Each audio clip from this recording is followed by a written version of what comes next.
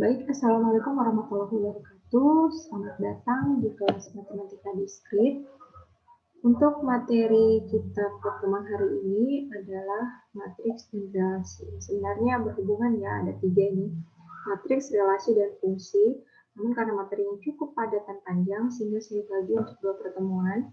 Yang pertama adalah matriks dan relasi. Kemudian pertemuan selanjutnya adalah fungsi. Oke, kita langsung ke materi pertama.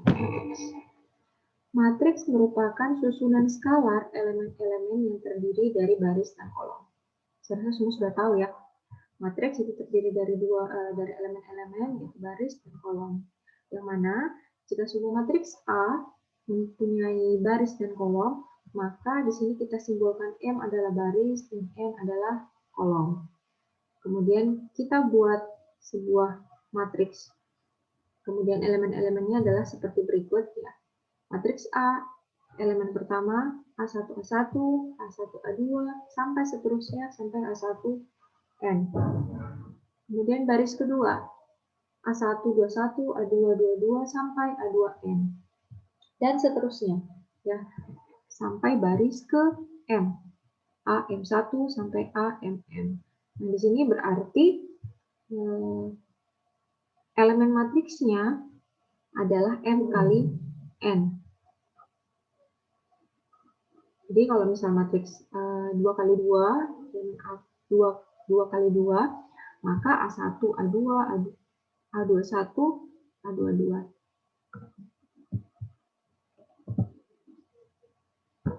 Kemudian jenis-jenis matriks. Ada beberapa jenis-jenis matriks. Yang pertama adalah matriks segitiga, kemudian matriks diagonal, matriks identitas, matriks komutatif, dan matriks invers.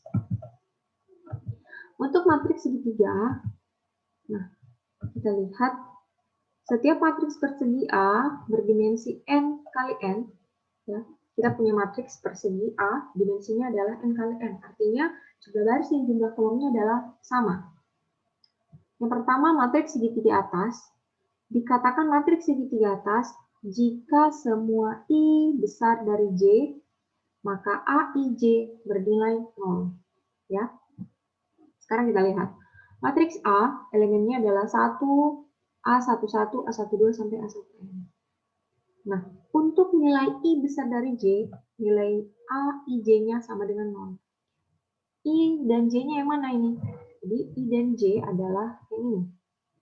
Ya. 1, 1. I-nya 1, J-nya 1. A12, I-nya 1, J-nya 2. Dan seterusnya sampai A1N. Berarti I sama dengan 1, J-nya sama dengan N. Nah, di sini syaratnya, jika I besar dari J, ya, jika I besar dari J, maka nilai AIJ sama dengan 0.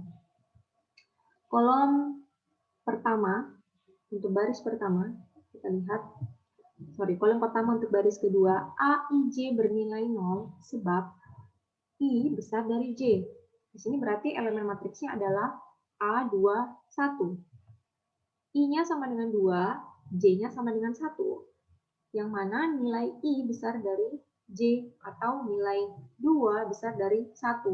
Maka untuk kolom AIJ sama dengan 0 atau kolom A21 sama dengan 0. A22 tetap nilainya 22 sampai A2N. Kemudian untuk kolom di bawahnya lagi sama ya, karena kondisi I besar dari J, maka untuk nilai AIJ harus kita beri nilai 0. Di sini berarti A3,1, A31, A32, ya, A31, A32, karena nilai I besar dari J, maka kita berikan nilai elemen matriksnya adalah 0 dan seterusnya. Seperti itu.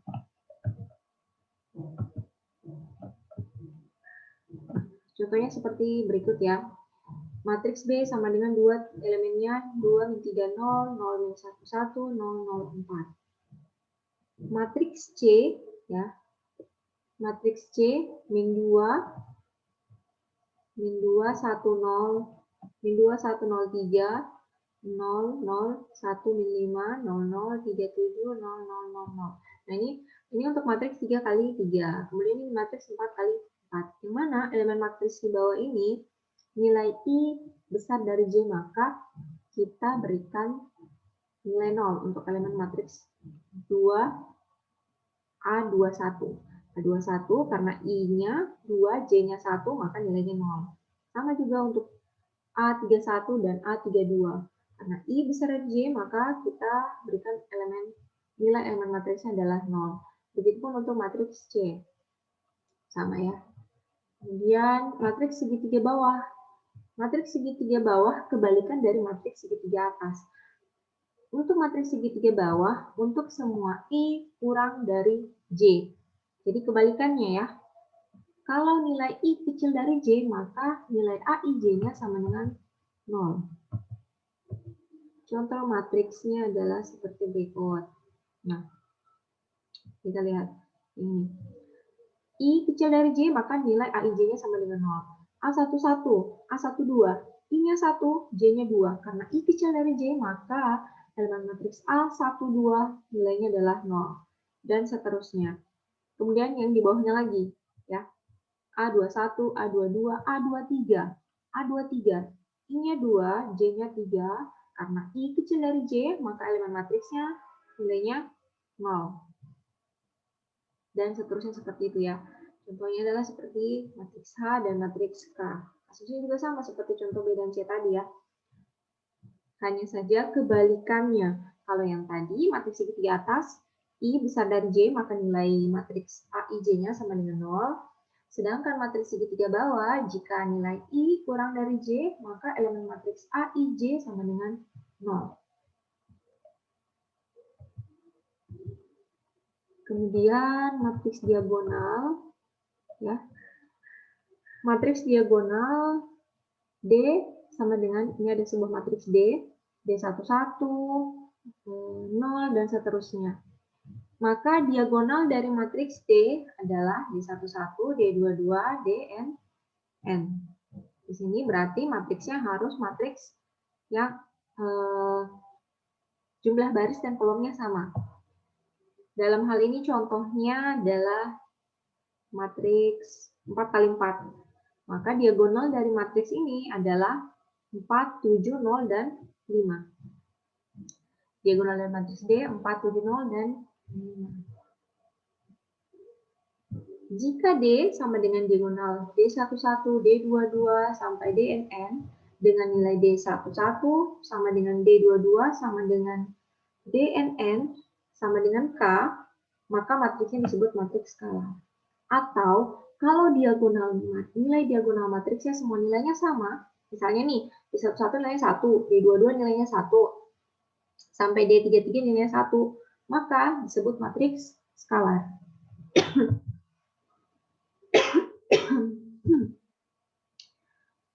Seperti ini ya. Ini elemen matriks diagonalnya adalah 4, maka matriks S disebut dengan matriks skalar.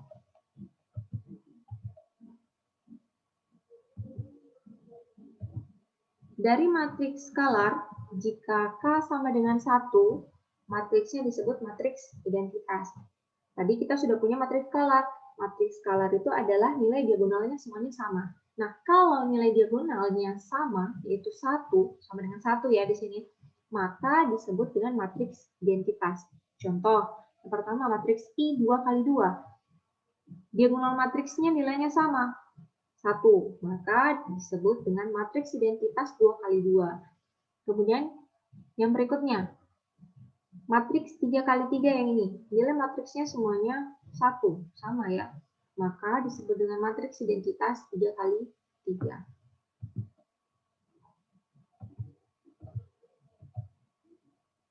Andaikan matriks B, elemen matriksnya adalah 3, 1, 4, 2, 0, 5, maka jika B, ya nilai B ini, kita kali dengan matriks identitas 2 kali 2, ini kita kalikan dengan ini, maka nilainya akan sama dengan B, atau sama saja nilainya seperti ini.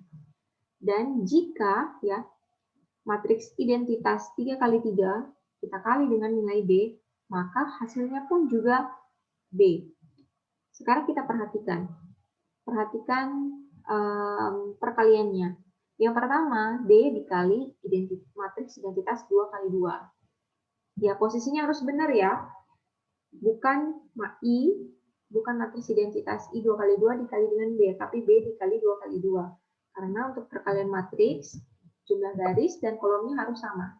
Ya, cara mengalikannya berarti baris pertama untuk matriks B dikali dengan kolom pertama, matriks identitas 2 kali 2. Kalau kita posisikan terbalik ya, misalnya matriks identitas 2 kali 2 di sebelah kiri, kemudian matriks B di sebelah kanan, tidak bisa. Kita tidak akan mendapatkan hasil perkalian matriksnya. Jadi seperti yang saya bilang tadi, perkalian matriks jumlah kolom dan barisnya harus sama. Coba kalau kita balik ya. Berarti baris pertama untuk matriks identitas 2 kali 2, 1 dan 0, kita kali dengan kolom pertama matriks B, 3, 4, 2. Tidak bisa ya berarti dikalikan, karena jumlah baris dan kolomnya tidak sama.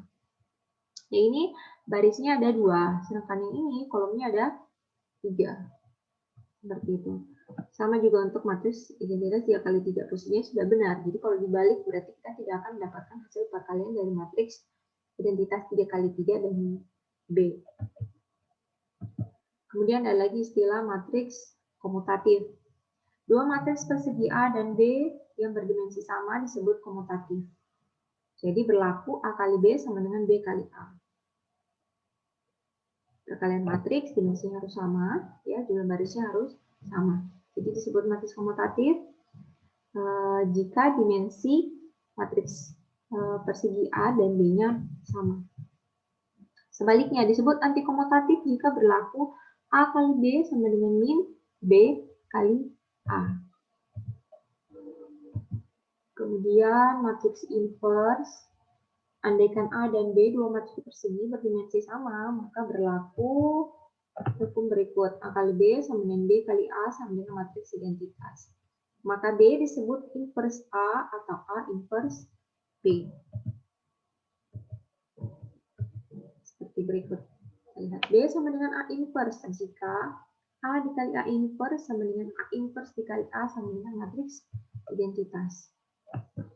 Kemudian A sama dengan B inverse jika B inverse kali B sama dengan B dikali B inverse sama dengan matriks identitas. Matriks yang mempunyai inverse disebut non-singular atau matriks yang invertible. Sifatnya seperti berikut. A inverse diinverskan, maka akan menjadi matriks A. Kemudian A dikali B inverse sama dengan B inverse dikali A inverse. Yang terakhir adalah transpose matrix, ya. Matriks A sama dengan elemen matriksnya adalah AIJ berdimensi M kali N, transpose-nya adalah AJI. Jadi kalau elemennya adalah AIJ, maka kebalikannya transpose-nya adalah AJI yang berdimensi N kali M. Tadi untuk dimensi pertama M kali N, ketika kita transposkan menjadi matriks N kali N. Berikut adalah sifat-sifat dari transpose matriks. Yang pertama, jika sebuah matriks kita transposkan 2 kali, maka akan kembali ke matriks awal. A transpose ditransposkan sama dengan matriks A. Kemudian, A ditambah matriks A tambah matriks B ditranspose, maka sama halnya seperti A transpose tambah B transpose. Kemudian yang ketiga, A kali B transpose sama dengan B transpose dikali A transpose. Nah, matriks selesai, kita masuk ke relasi. Relasi biner R antara himpunan A dan B adalah himpunan bagian dari A kali B. Jadi relasi merupakan bagian dari perkalian himpunan A dan himpunan B.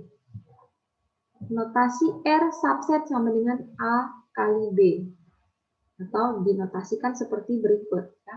Relasi merupakan subset sama dengan perkalian himpunan A dikali dengan himpunan B. Nah, kita bisa sebut seperti ini ya. ARB adalah notasi untuk A, B elemen R. Yang artinya A dihubungkan dengan B oleh R. Ya. Ini, dengan kata lain kita bisa sebut A dihubungkan dengan B oleh relasi R. A R strip B adalah notasi untuk A, B bukan elemen R.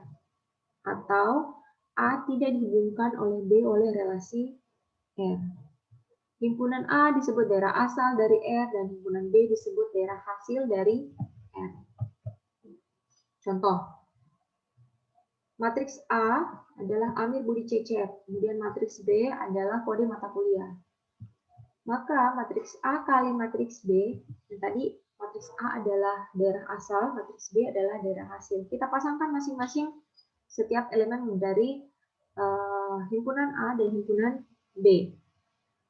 Amir dikali dengan IF211, ya. Amir, IF211, Amir, IF251, Amir, IF342, dan Amir, 3 IF323. Dan seterusnya untuk Budi dan juga Cecep. Ya. Misalkan R adalah relasi yang menyatakan mata kuliah yang diambil oleh mahasiswa pada semester ganjil. Jadi misalnya kita buat sebuah relasi yang mana syaratnya adalah mata kuliah yang diambil mahasiswa pada semester ganjil. Sehingga relasinya menjadi seperti berikut. Amir hanya mengambil mata kuliah IF251 dan IF323. Budi mengambil 2 mata kuliah dengan kode IF221 dan IF251. Cecep hanya mengambil 1 mata kuliah dengan kode IF323. Dapat dilihat bahwa R subset sama dengan A kali B. Benar ya? Jadi R, elemen dari relasi R merupakan subset atau himpunan bagian dari matriks dari himpunan A dikali himpunan B. Amir IF251 ada di dalam elemen matriks elemen himpunan A kali B. Amir IF323 merupakan elemen dari perkalian himpunan A dan himpunan B dan seterusnya seperti itu. Nah, ini hanya representasi penulisannya. Boleh dituliskan seperti berikut, Amir, IF251 elemen R, atau boleh seperti ini, Amir dihubungkan dengan mata kuliah IF251 oleh relasi R. Atau Amir, IF342 bukan elemen R. Ya, bisa kita tuliskan juga seperti ini. Contoh berikutnya, misalkan P, himpunan P elemennya 2, 3, 4. Himpunan Q elemennya 2, 4, 8, 9, 15. Jika kita definisikan sebuah relasi R dari P ke Q, ya, dengan syaratnya seperti berikut. P, Q elemen R, jika P habis membagi Q, maka kita peroleh relasinya adalah seperti berikut. Kita pasangkan elemen dari matriks P dan Q dengan syarat P habis membagi Q. Maka relasinya adalah seperti berikut, 2,2, 2,4, 4,4, 2,8, 4,8, 3,9, dan 3,15. Ya, memenuhi syarat P habis membagi Q. Relasi pada sebuah himpunan adalah relasi yang khusus. Relasi pada himpunan A adalah relasi dari A, relasi pada himpunan A adalah relasi himpunan bagian dari A kali A. Contoh berikutnya adalah seperti berikut, ini juga masih sama ya. Misalkan R adalah relasi dari A, elemen matriksnya 2, 3, 4, 8, 9, yang didefinisikan oleh X, Y elemen R. Jika X adalah faktor prima dari Y, maka elemen matriksnya, elemen relasinya adalah seperti berikut. Ya. 2,2, 2,4, 2,8, 3,3, dan 3,9. Nah, di sini kayaknya ada yang terskip. Harusnya ada elemen matriks dari Y, ya. Cuma tidak tercantumkan. Nanti saya perbaiki lagi PPT-nya ya. Selanjutnya representasi relasi. Ada beberapa cara merepresentasikan relasi. Yang pertama, dengan diagram panah. Ya. Seperti yang sudah disebutkan di slide sebelumnya, bahwa A merupakan daerah asal dan B adalah daerah hasil. Apapun di sini simbolnya ya, mau A, B, P, Q, dan A, A. Yang sebelah kiri adalah daerah hasil, daerah asal, yang sebelah kanan daerah hasil. Contoh yang tadi yang ini ya. Untuk relasi R dengan untuk menghubungkan himpunan A dan himpunan B, yang mana himpunan A elemennya adalah mahasiswa dan himpunan B elemennya adalah kode mata kuliah. Jadi kita bisa representasikan relasinya dalam bentuk diagram panah seperti ini. Tinggal ditarik saja garis dari elemen himpunan A ke elemen himpunan B.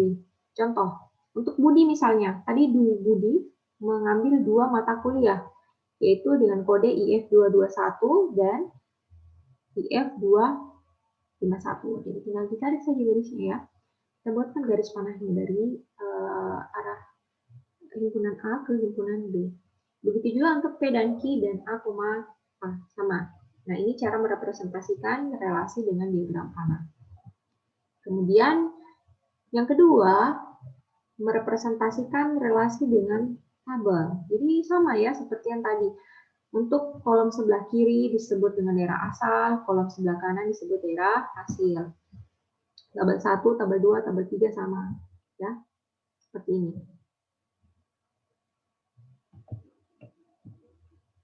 Yang ketiga, nah kita merepresentasikan relasi dengan matriks. Misalkan R adalah relasi dari A, elemen matriksnya adalah 1, A1, A2 sampai AM, dan B, elemen himpunannya adalah B1, B2 sampai Bn. Maka relasi R dapat disajikan dengan matriks M sama dengan MIJ. Nah, kita representasikan relasinya dalam bentuk matriks. Yang mana elemen matriksnya itu adalah MIJ, M11, untuk kolom pertama misal, untuk baris pertama misal M11, M12 sampai M1N, dan seterusnya ya. Untuk kolom terakhir di sini M1, MN2 sampai MN. Yang dalam hal ini ya, untuk mengisi kolom elemen matriksnya adalah MIJ ya, MIJ bernilai 1 jika AI, BJ elemen dari R. Kemudian MIJ bernilai 0 jika AI, BJ bukan elemen dari R. Sekarang kita langsung masuk saja di contoh. Relasi R pada contoh 3 dapat dinyatakan dengan matriks berikut. Nah, ini nilai representasi relasi R pada contoh 3, contoh yang sebelumnya tadi, yang mana dalam hal ini A1 adalah Amir, A2 Budi, A3 Cecep. Sedangkan kode mata kuliahnya untuk B1 IF221, B2 IF251, B3, dan B4.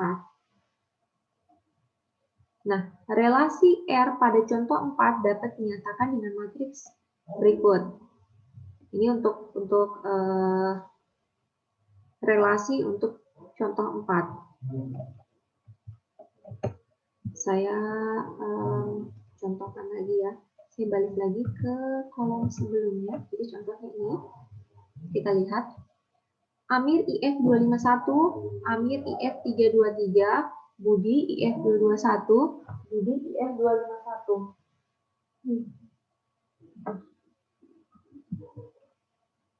Dan Cecep IF323.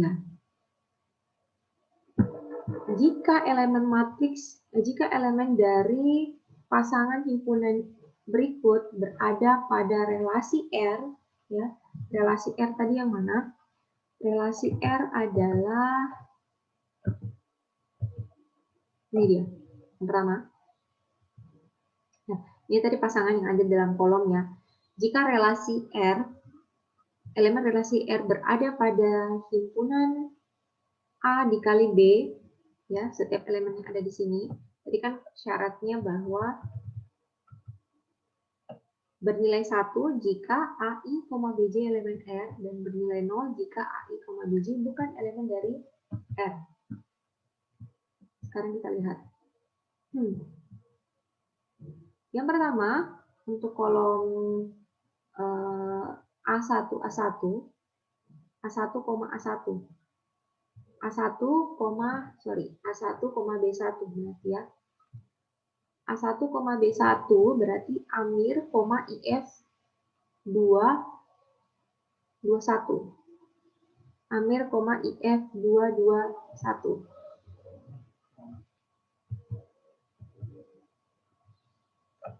Apakah ada di dalam sini Amir, IF 221? Tidak ada ya. Karena tidak ada, maka kita berikan nilai 0. Selanjutnya yang kedua lagi. Yang kedua berarti elemen matriksnya adalah A1, B1. A1, B2, B2. Berarti Amir, IF 251. Sekarang kita lihat. Amir, IF 251 ada, maka nilai matriksnya kita kasih nilai 1. Nah, kemudian yang ini lagi, berarti Amir A1, B3.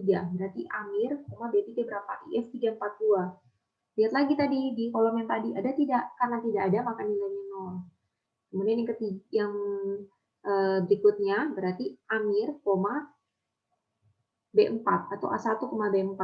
Amir, IF 323. Ada, karena nilainya ada, maka nilainya 1. Seperti itu ya. Dan seterusnya.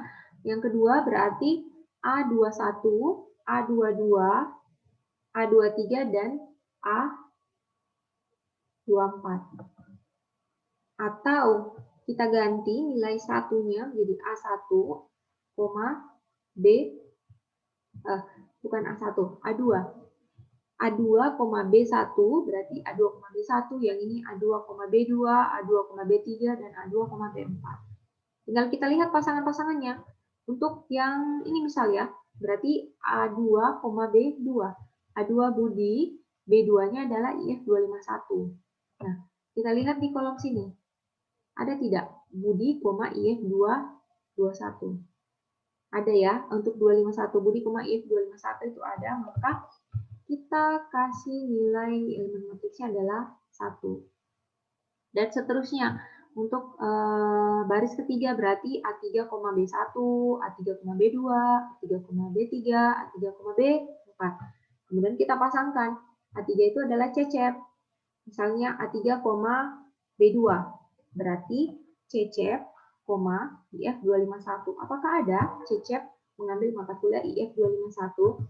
Nah, setelah kita lihat, ternyata Cecep hanya mengambil satu mata kuliah saja, yaitu IF 323. Maka nilai matriks untuk elemen A3, B2 adalah 0. Kemudian ini adalah relasi pada contoh 4 yang dapat dinyatakan dengan matriks sebagai berikut atau Sebeck. Contoh keempat adalah ini. Ini dia.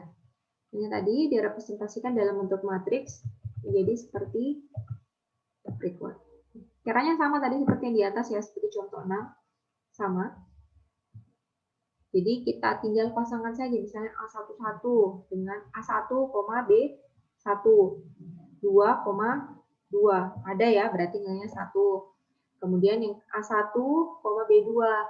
A1, B3, A1, B4, dan A1, B5. Nah, ini nilainya 0, artinya berarti elemen pasangan elemen dari matriksnya tidak ada di dalam relasi R. Maka nilainya 0.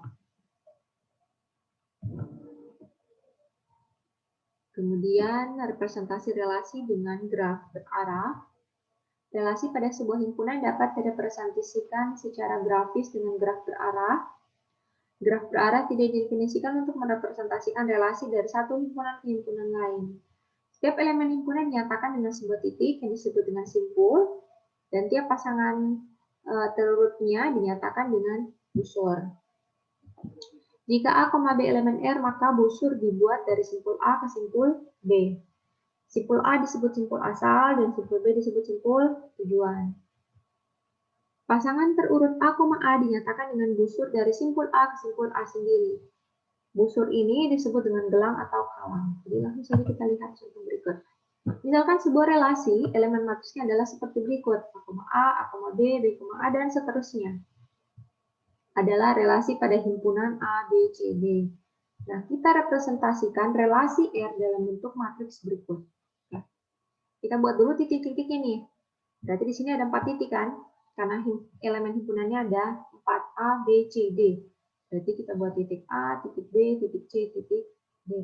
Sekarang kita hubungkan antara titik-titiknya berdasarkan relasinya. Untuk relasi dengan elemen A, berarti dari titik A kembali lagi ke titik A. Ini tadi yang disebut dengan graf kolom atau kalang. Kemudian A ke B berarti tarik garis dari A ke B, yang mana arah panahnya menuju ke B. Sebaliknya, dari B ke A berarti arah panahnya ke arah A.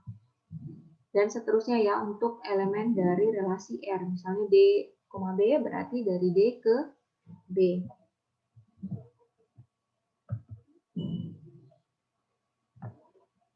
Kemudian sifat-sifat relasi biner. Relasi biner yang didefinisikan pada sebuah himpunan mempunyai beberapa sifat. Yang pertama, sifatnya refleksif. Relasi R pada himpunan A disebut refleksif jika elemen A, A merupakan elemen dari himpunan R. Untuk setiap elemen A merupakan anggota dari himpunan A. Relasi R pada himpunan A tidak refleksif jika A elemen dari A, ya. Jika sebuah A ini merupakan elemen dari himpunan A, sedemikian sehingga jika A, bukan merupakan elemen dari relasi R. Kita langsung saja masuk di contoh. Misalkan himpunan A, anggotanya adalah 1, 2, 3, 4. Dan relasi R di bawah ini didefinisikan pada himpunan A. Berikut adalah himpunan dari relasi R. Yang pertama, 4,4 bersifat refleksif karena terdapat elemen relasi yang berbentuk A, di dalam elemen himpunan R. Jadi kita lihat 4,4 ternyata berada pada elemen himpunan R. Yang mana 4,4 ini merupakan elemen dari himpunan A juga.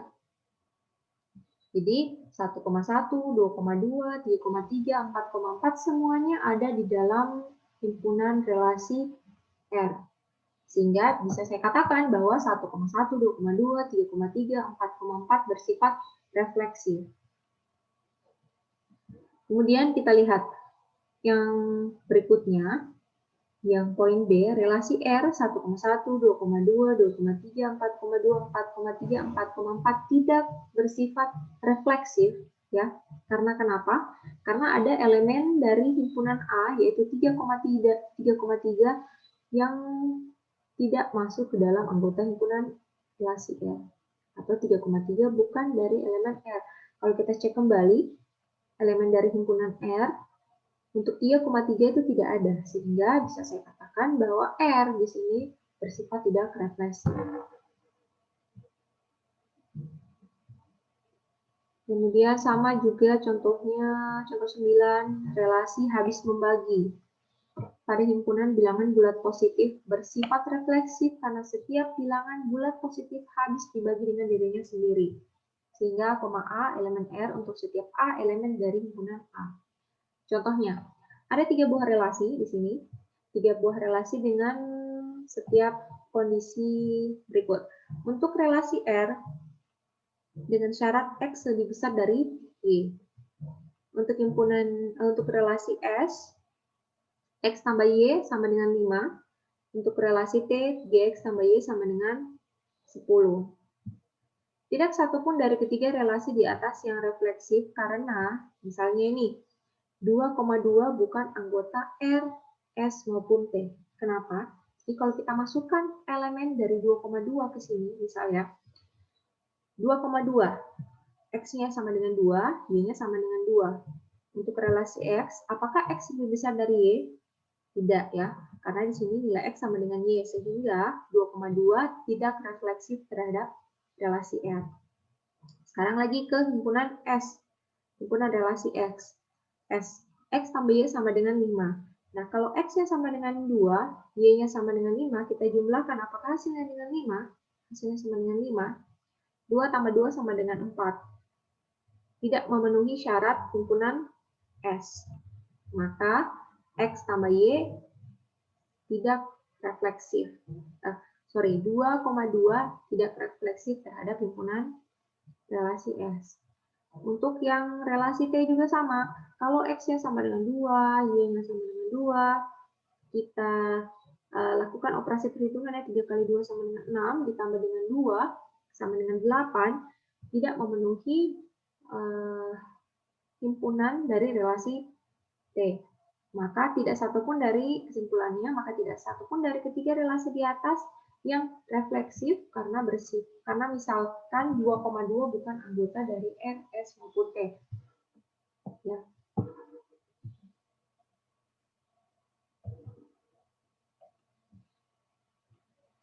Relasi yang bersifat refleksi mempunyai matriks yang elemen diagonal utamanya semuanya bernilai 1. Kalau saya punya sebuah matriks relasi yang bersifat refleksif, maka matriks diagonalnya elemennya adalah 1. Kemudian kalau direpresentasikan terhadap graf berarah dari relasi yang bersifat refleksif, dicirikan adanya gelang pada setiap simpulnya. Ada kalang, jadi dari titik 1 ke 1, titik 2 ke 2, titik ketiga ke 3, dan seterusnya sampai berapa jumlah dari anggota elemen himpunannya. Kemudian sifat kedua adalah transitif atau menghantar. Relasi R pada himpunan A disebut menghantar jika A, B elemen dari R dan B, C elemen R, maka A, C elemen R untuk A, B, C adalah elemen dari himpunan A. Contoh. Kita lihat contoh berikut. Misalkan A, anggota himpunannya adalah 1, 2, 3, 4, dan relasi R di bawah ini didefinisikan pada himpunan A seperti berikut. Nah, langsung kita lihat ya. Untuk relasi R bersifat menghantar, ya, karena tabel berikut. Ini pasangan syaratnya tadi menghantar jika A, B, B, C, maka A, C elemen dari R. Kalau kita pasangkan ya setiap elemennya, elemen himpunannya 3,2. Untuk A, B berarti 3,2, 4,2, 4,3, 4,3. Kita lihat, semua elemen ini berada pada relasi R. Kemudian untuk B, C juga. B, C berarti 2,1, elemennya ada 2,1, 2,1, 3,1, 3,2 juga semuanya ada di dalam R. Dan untuk yang ketiga, A, C, nah semua elemen dari pasangan dari A, C berada dalam relasi R. Sehingga bisa dikatakan bahwa R bersifat menghantar. Karena memenuhi kondisi dari definisi tadi ya. Jika A, B elemen R, B, C elemen R, A, C elemen R, maka relasi R pada himpunan A menghantar. Maka relasi R pada himpunan A menghantar. Kemudian yang poin B lagi, kita lihat contohnya. 1,1, 2,3, 2,4, 4,2 merupakan elemen dari relasi R. Tidak menghantar karena, ya kita lihat karena kenapa, berarti ada satu dari kondisi yang sudah disebutkan pada definisi itu tidak dipenuhi oleh relasi R. 2,4 dan 4,2 elemen dari R, ya betul, ada di dalam sini. Tapi 2,2 itu bukan elemen dari R.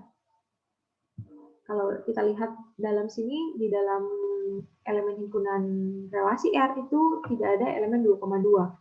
Begitu juga 4,2 dan 2,3 elemen R. Tetapi 4,3 itu bukan elemen dari R atau tidak ada di dalam himpunan R. Sehingga relasi R tidak menghantar. Ya, seperti itu. Pokoknya syaratnya berarti A, B elemen R, B, C elemen R, A, C elemen R disebut menghantar. Sebaliknya jika salah satu dari ketiga tadi tidak ada di dalam himpunan R, maka tidak menghantar. Ini contohnya sama, nanti bisa kalian baca lagi dengan syarat berarti dikatakan menghantar kalau kondisi ketiga elemen dari himpunan A terhadap R itu ada di dalam relasi R.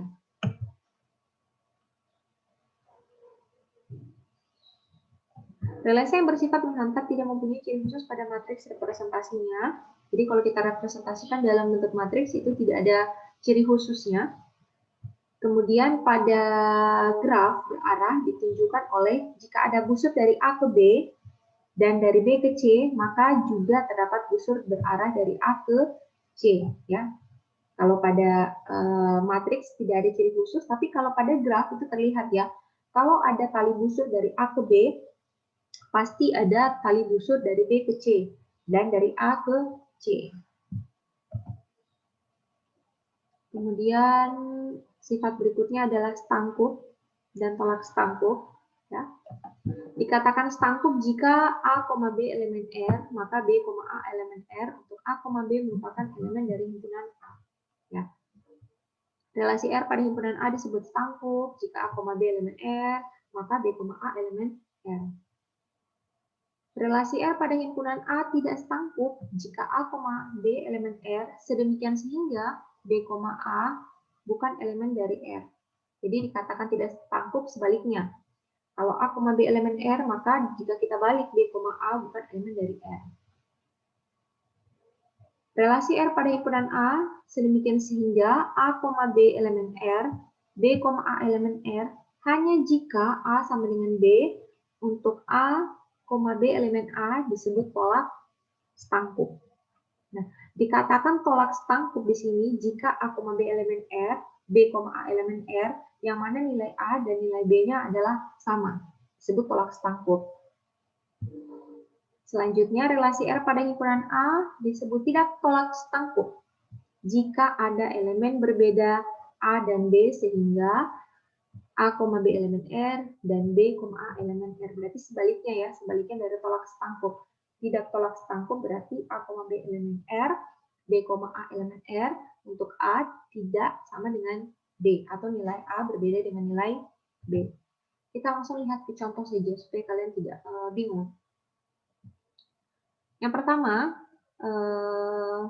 kita akan lihat sifat stangkup ya. Relasi R 1,1, 1,2 ini anggota himpunannya bersifat stangkup karena jika A, B tadi elemen R, maka B, A juga elemen R. Kita lihat 1,2 dan 2,1 merupakan elemen R. Ada di dalam sini ya. 2,4 dan 4,2 juga elemen R. Ada di dalam anggota himpunan R. Tidak tolak stangkup berarti sebaliknya. Ada sebuah relasi dengan elemen matriksnya, elemen himpunannya adalah seperti berikut, 1,1, 2,3, 2,4, 4,2. Kita ambil salah satunya saja contoh.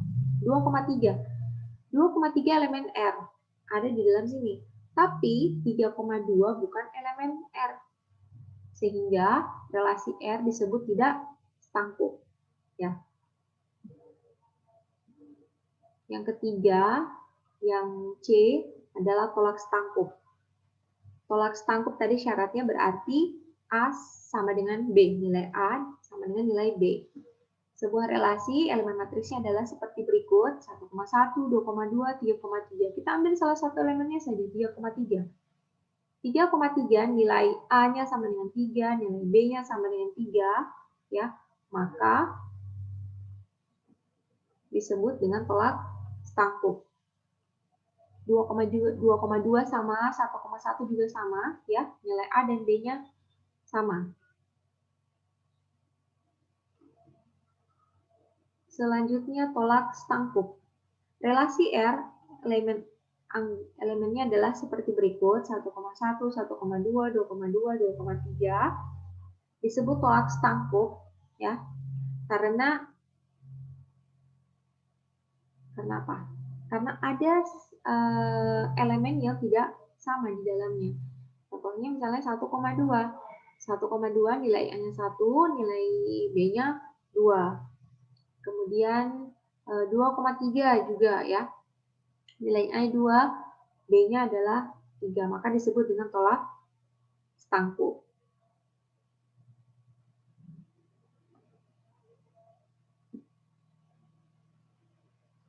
Kemudian yang E adalah tidak tolak stangkuk. Ya, tidak tolak stangkuk di sini 1,1, 2,4, 3,3, 4,2 merupakan elemen dari relasi R. Dikatakan tidak tolak stangkuk karena 2 itu tidak sama dengan 4. Ya, salah satu elemennya. Jadi kalau kita ambil 2,4, nilai A tidak sama dengan nilai B. Tetapi 2,4 dan 4,2 anggota dari R. Relasi R pada A dan B di atas juga tidak tolak stangkuk. Ya. Jadi kalau kita lihat relasi R pada poin A dan B juga masuk ke dalam kategori tidak tolak stangkuk.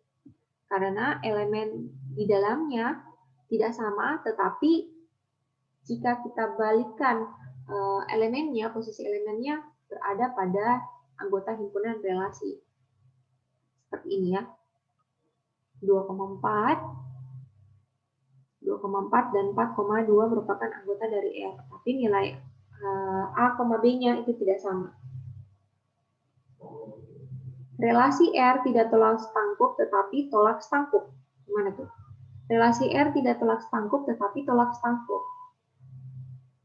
Relasi R adalah 1,2, 2,3, 1,3. Tidak stangkuk. Tidak stangkuk berarti yang pertama 1,2 merupakan elemen dari R. Tapi 2,1 bukan merupakan elemen dari R. Sama juga ya, 2,3 merupakan elemen R, tapi 3,2 bukan elemen R. Sehingga disebut dengan tidak stangkuk. Tapi tolak stangkuk. Tolak stangkuk syaratnya apa tadi? Tolak stangkuk.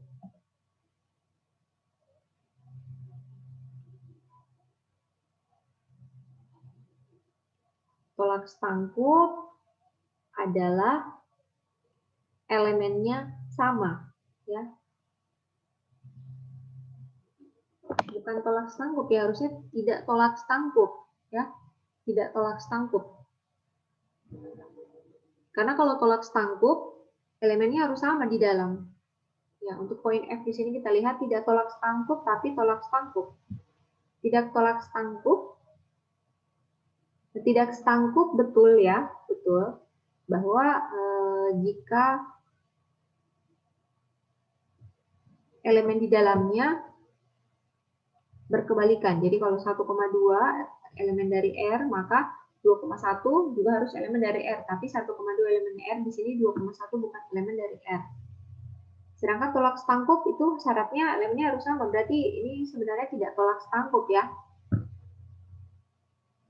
Selanjutnya relasi R sama dengan 1,1 anggota himpunannya tidak setangkup dan tidak tolak stangkup.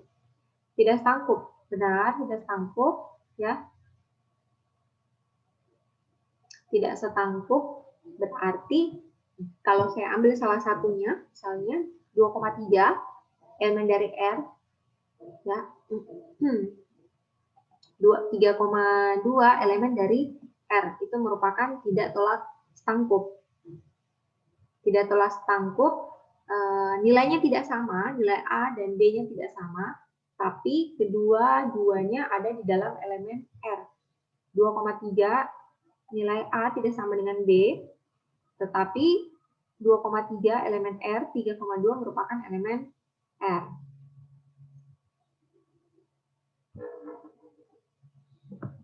Jadi kalau misalnya ingin mendefinisikan sebuah relasi terhadap himpunan, mau stangkup, tidak stangkup, tolak stangkup, tidak tolak stangkup, jadi ingat saja definisinya. Oh, kalau misalnya setangkup berarti A, B, B, A elemen R. Kemudian kalau tidak setangkup berarti A, B elemen R, B, A bukan elemen R. Kemudian tolak setangkup. Tolak setangkup berarti elemen-elemen R nilainya sama. A, B, A sama dengan B. Ya. Kemudian kalau tidak tolak setangkup berarti nilai A dan B-nya tidak sama, tapi kedua-duanya ada di dalam R. Misalnya 2,3 elemen dari R, 3,2 berarti ada di dalam R.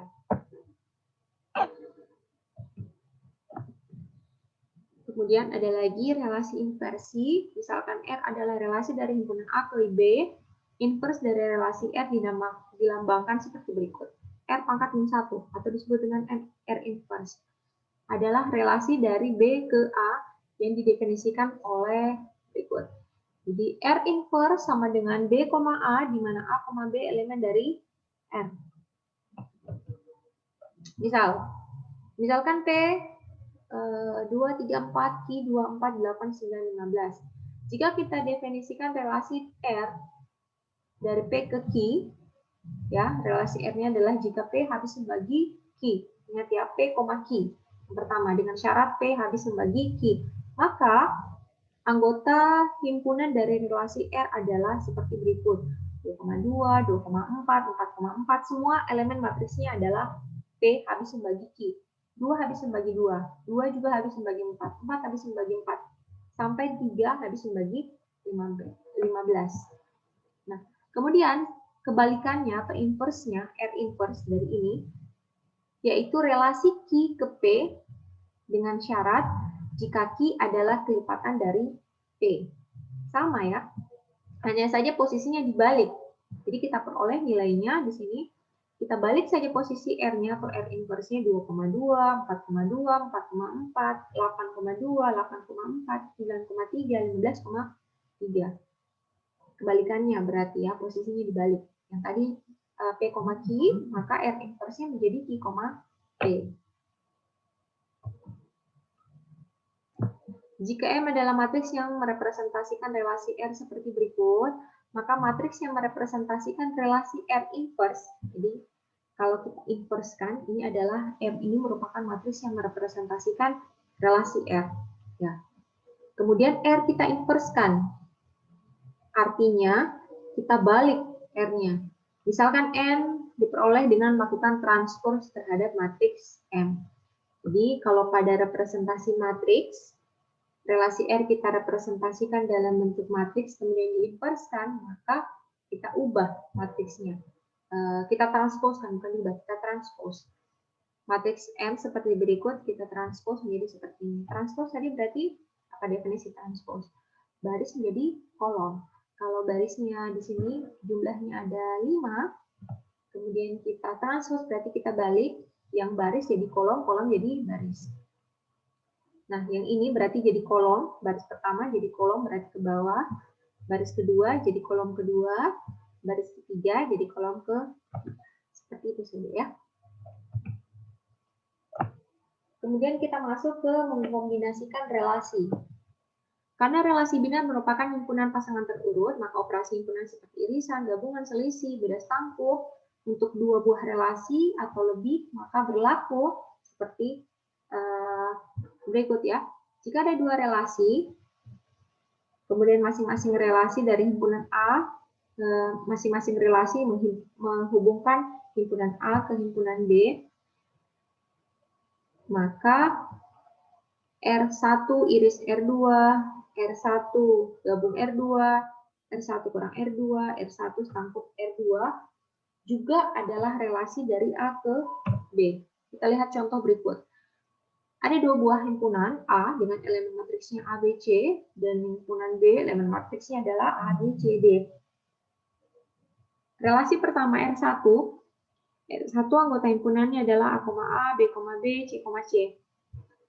Untuk R2 anggota himpunannya adalah A, B, C, D. Sekarang operasi himpunan yang pertama, R1 iris R2. Sama ya, untuk irisan berarti ada elemen yang sama antara dua buah relasi R1 dan R2. Yang sama dari relasi R1 dan R2, elemennya adalah A. Kemudian gabungan R1 gabung R2. Tinggal kita masukkan saja semua elemen dari R1 dan R2. Kita gabungkan. Hasilnya adalah seperti berikut. Kemudian R1 kurang R2 kurang R1. R2 kurang R1 berarti anggota himpunan R2 yang tidak ada di dalam R1.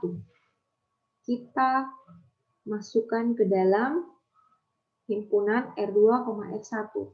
Yang mana anggotanya adalah A, B, A, C, A, D.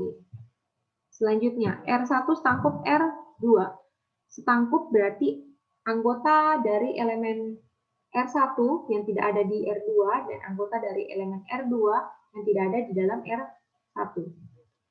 Elemen dari R1 yang tidak ada di R2 adalah B, B dan C, C. Jadi kita masukkan ke dalam sini. Dan elemen dari R2 yang tidak ada di dalam R1 adalah A, B, A, C, dan A, D.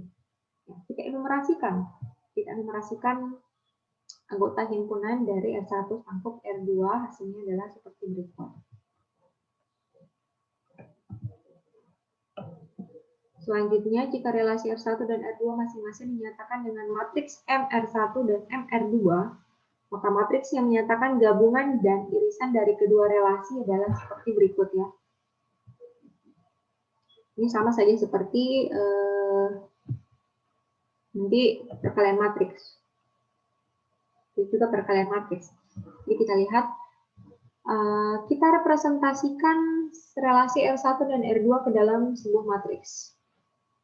R1 matriksnya adalah seperti berikut. 1, 0, 0, 1, 1, 1, 1, 0. R2, 0, 1, 0, 0, 1, 1, 1, 0, 0.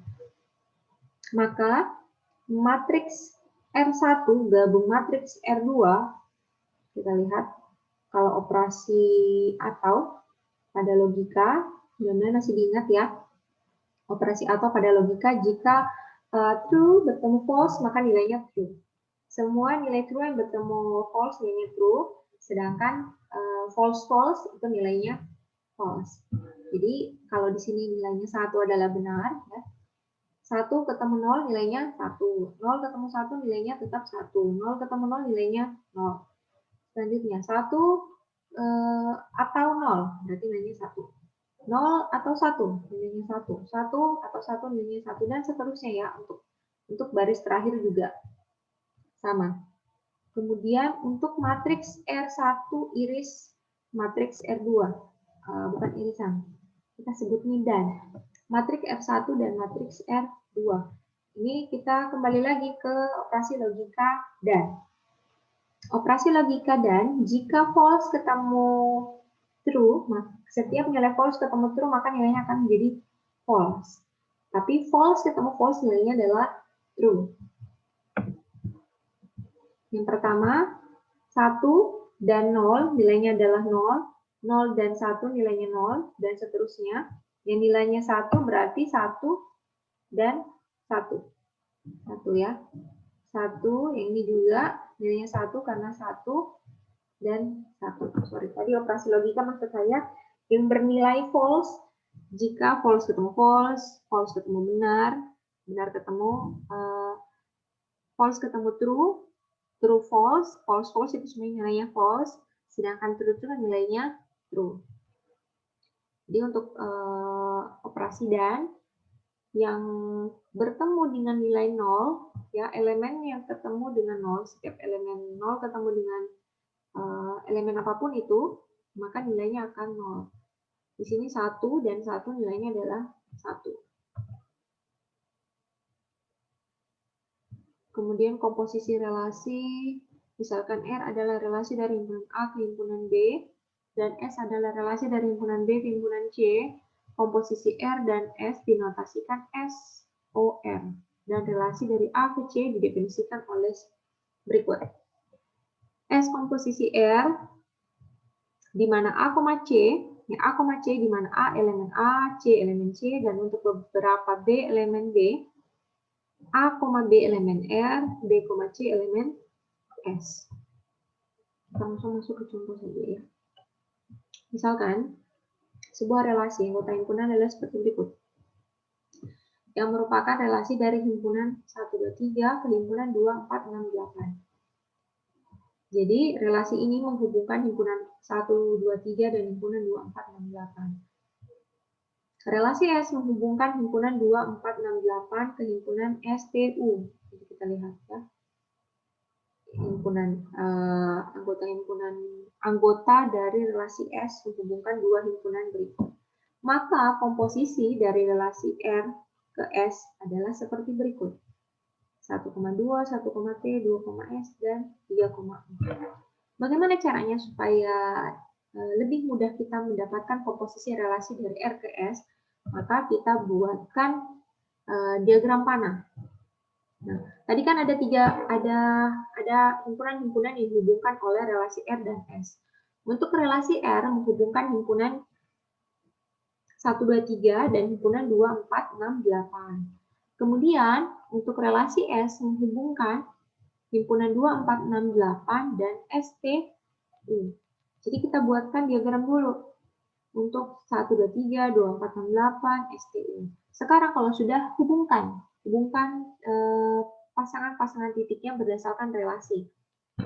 Untuk relasi R tadi, kita lihat relasi R, anggota himpunannya 1, 2, 1, 6, 2, 4, 3, 4. Jadi 1 ke 2, kita tarik garis dari 1 ke 2, dari 1 ke 6, dari 2 ke 4, 3 ke 4, 3 ke 6, dan 3 ke 8. Ya, kita tarik garis panah 1 ke 2, 1 ke 6, 2 ke 4, 3 ke 6, 3 ke 4, 3 ke 8. Setelah itu kita buat lagi panah dari himpunan 2, 4, 6, 8 ke STU. Berdasarkan relasi S ini ya. 2, U berarti dari 2 ke U, 4 ke S, dari arah panah 4 ke S, 4 ke T, 6 ke T, 8 ke U. Kita tarik masing-masing garis panahnya seperti ini ya. 2 ke U, 4 ke S, dan seterusnya. Nah, komposisi relasinya adalah kita lihat arah panah dari himpunan 1, 2, 3 ke himpunan S yang tidak putus di tengah-tengah. Jadi sekarang kita lihat 1 ke 2, 2 ke U. Berarti yang pertama kita dapat komposisi relasi R dan S-nya 1, U. Ya. Kita lihat ini 1, U. Kemudian 1, T lagi. Berarti dari 1 kita cari arah panahnya yang tidak putus di tengah-tengah tapi sampai ke STU. 1, 6, T. Berarti 1 T, kemudian apa lagi? 2 T, kemudian 2 S, ya. 3 T, 3 S, 3 T, kemudian dan 3 U. Ya. Jadi seperti itu cara membuat komposisi sebuah relasi matriks, relasi dari dua buah relasi.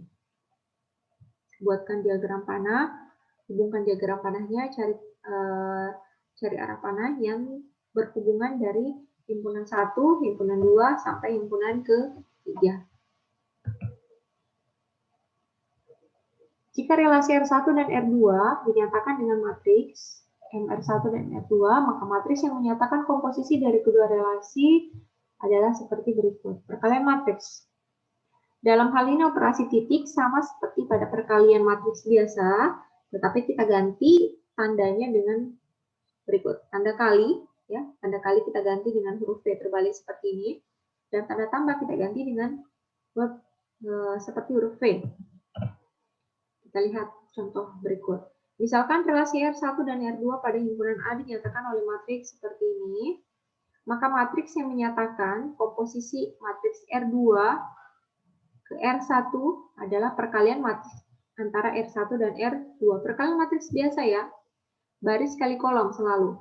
Baris kali kolom, 1 kali 0, ditambah 0 dikali 0, ditambah 1 dikali 1. Ya. Ini dia. Berarti. Kemudian yang mana lagi? Yang sini. 1 kali 0, tambah 1 kali 0, tambah 0 kali 1. Ini berarti gini. Dan seterusnya untuk semua elemen matriks. Sehingga kita peroleh nilai perkalian antara matriks R1 dan R2 adalah 111, 011, 000.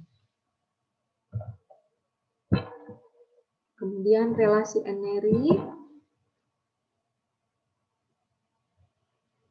relasi biner hanya menghubungkan antara dua buah himpunan. Relasi yang lebih umum menghubungkan lebih dari dua buah himpunan. Nah, relasi yang menghubungkan lebih dari dua himpunan disebut relasi N-er, ya. Jika N sama dengan 2, maka relasinya dinamakan relasi biner. Seperti contoh-contoh sebelumnya ya, disebut relasi biner karena relasinya hanya menghubungkan dua himpunan. Tapi karena jika himpunan yang lebih dari 2 disebut dengan relasi N-er, yang mana terapannya adalah ke dalam basis data.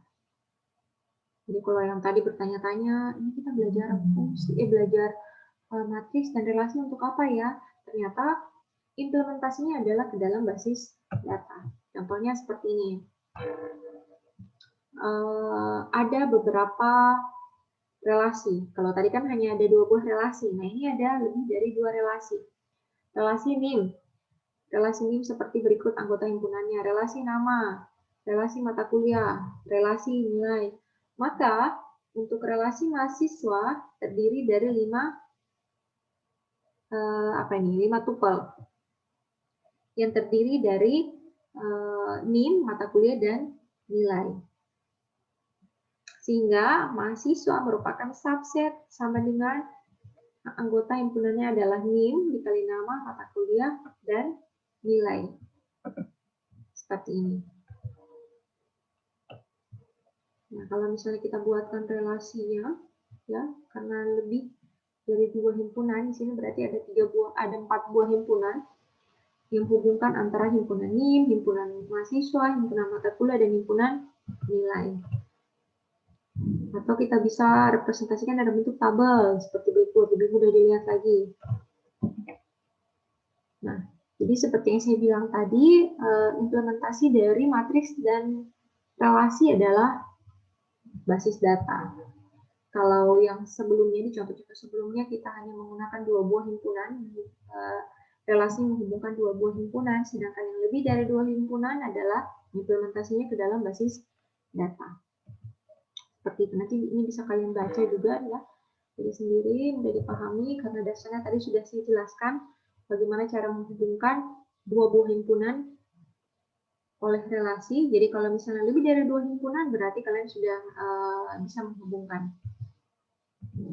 Baik, saya rasa cukup untuk materi relasi dan fungsi. Relasi dan matriks. Nanti di pertemuan selanjutnya saya akan bahas materi fungsi. Materi fungsi juga masih berkaitan dengan matriks dan relasi. Jadi jangan dilupakan ketika kita masuk di fungsi harus ingat-ingat. Ini pun materi dari matriks dan relasi pun berhubungan dengan logika, materi yang sebelumnya. Baik, saya rasa cukup ya.